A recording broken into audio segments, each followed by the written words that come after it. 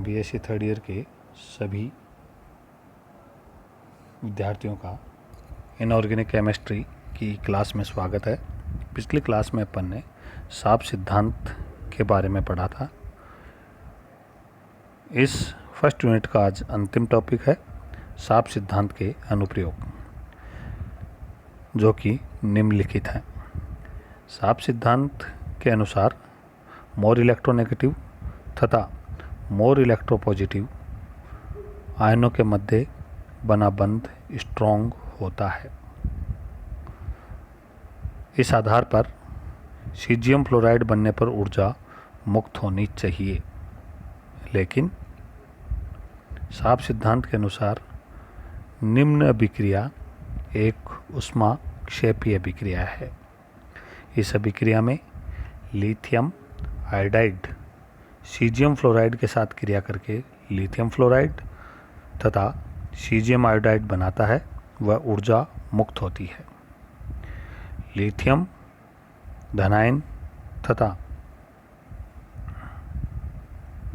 Iodide ऋणायन क्रमशः कठोर तथा मृदु है। इसी प्रकार सीजियम धनायन व फ्लोराइड ऋणायन क्रमशः सॉफ्ट हार्ड ऋणायन है।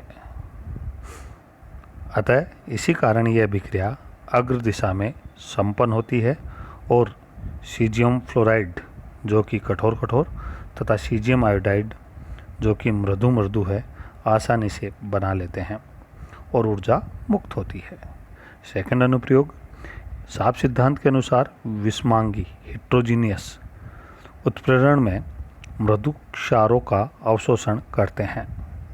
थर्ड, इसके अनुसार कठोर पदार्थ कठोर विलायकों में जबकि मृदु विलेय पदार्थ मृदु विलायकों में अधिक विलयशील होती है। फोर्थ, हाइड्रोजन एसिड HX की आपेक्षिक सामर्थ्य की व्याख्या साप सिद्धांत के अनुसार की जाती है।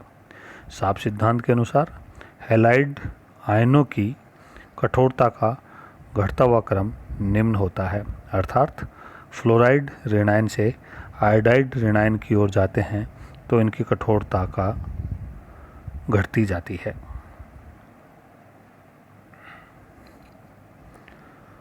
प्रोटॉन एक कठोर अम्ल है, अतः यह कठोर क्षार फ्लोराइड ऋणायन के साथ स्थायी कठोर HF बनाता है। कठोरता घटने के साथ H+ के बॉन्डिंग सामर्थ्य भी घटती है।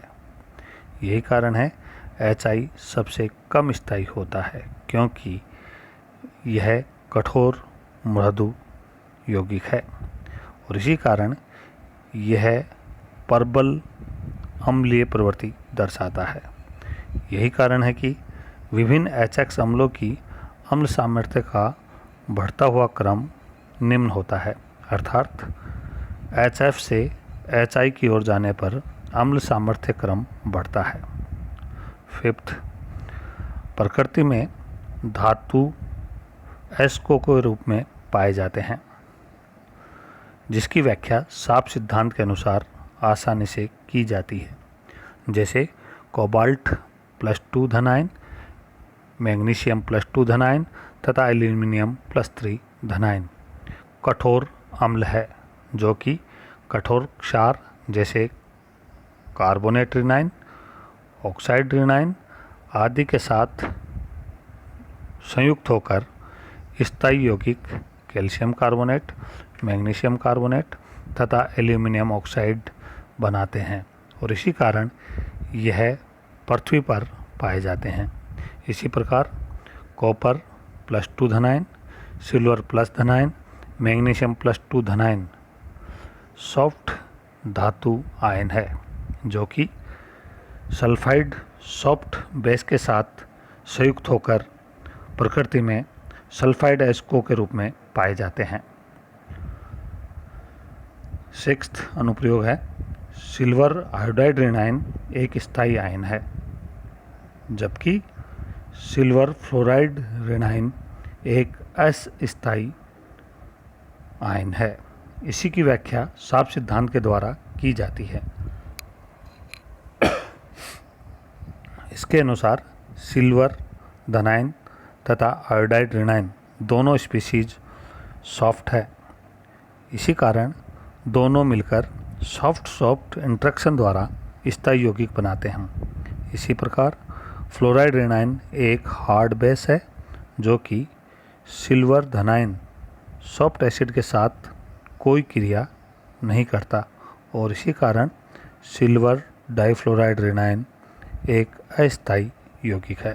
इसी प्रकार हेक्साफ्लोरोकोबाल्ट ऋणायन कठोर अम्ल कोबाल्ट +3 धनायन व कठोर क्षार F- ऋणायन से बना हुआ स्थायी कॉम्प्लेक्स होता है, जबकि हेक्साआइडो कोबाल्ट ऋणायन में कोबाल्ट +3 धनायन कठोर अम्ल व आयोडाइड माइनस आयन मृदु क्षार होने के कारण अस्थायी संकुल होता है। इसी प्रकार टेट्रासाइनोकैडमियम ऋणायन कॉम्प्लेक्स में कैडमियम +2 धनायन तथा साइनाइड ऋणायन दोनों ही सॉफ्ट स्पीशीज होने के कारण यह स्थायी कॉम्प्लेक्स है, जबकि टेट्रा एमीन कैडमियम धनायन कॉम्प्लेक्स में कैडमियम +2 आयन सॉफ्ट एसिड व NH3 कठोर क्षार होने के कारण अस्थायी संकुल है। अगला अनुप्रयोग 7, किसी भी अभिक्रिया की दिशा का निर्धारण साफ सिद्धांत के द्वारा आसानी से किया जाता है। जैसे प्रोटॉन जो कि कठोर स्पीशीज है मेथिल मरकरी अल्कोहल के साथ क्रिया करके आसानी से H2O तथा मेथिल मरकरी धनायन बना लेते हैं। ये क्रिया अग्र दिशा में संपन्न होती है क्योंकि कठोर प्रोटॉन कठोर क्षार OH- के साथ क्रिया करके आसानी से H2O का निर्माण कर लेते हैं। इसी प्रकार प्रोटॉन मेथिल मरकरी थायोल के साथ क्रिया करके H2S तथा मेथिल मरकरी धनायन बनाना चाहिए, लेकिन यह विक्रिया पक्ष दिशा में संपन्न होती है क्योंकि कठोर धनायन H+ अम्ल SH- ऋणायन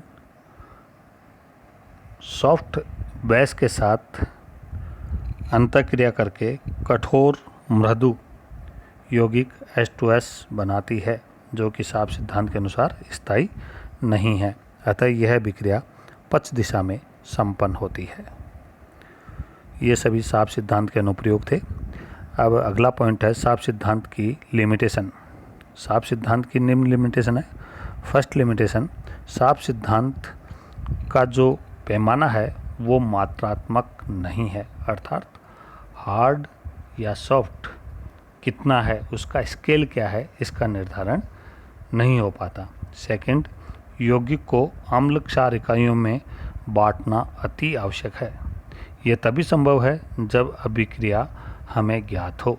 अगर अभिक्रिया ज्ञात नहीं है तो साफ सिद्धांत के द्वारा हम उसकी व्याख्या नहीं कर सकते। थर्ड, मेथिल धनायन एक सॉफ्ट अम्ल है जबकि हाइड्राइड आयन H- आयन एक सॉफ्ट क्षार है, अतः दोनों आपस में क्रिया करके मेथेन बनाने चाहिए जो कि मृदु होने के कारण स्थायी है, लेकिन निम्न अभिक्रिया संपन्न नहीं होती, अर्थात मेथिल धनायन H2 गैस के साथ क्रिया करके मेथेन व प्रोटॉन नहीं बनाते। इसकी व्याख्या साफ सिद्धांत द्वारा नहीं की जा सकती।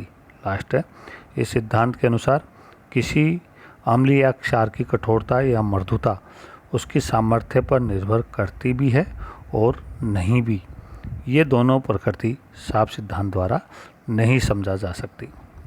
इसी के साथ आज ये unit first hard acid soft base समाप्त होती है। हार्ड सॉफ्ट एसिड बेस, इसके क्वेश्चंस हम अगली क्लास में देंगे। इसके बाद सेकंड यूनिट शुरू करेंगे। धन्यवाद। Thank you.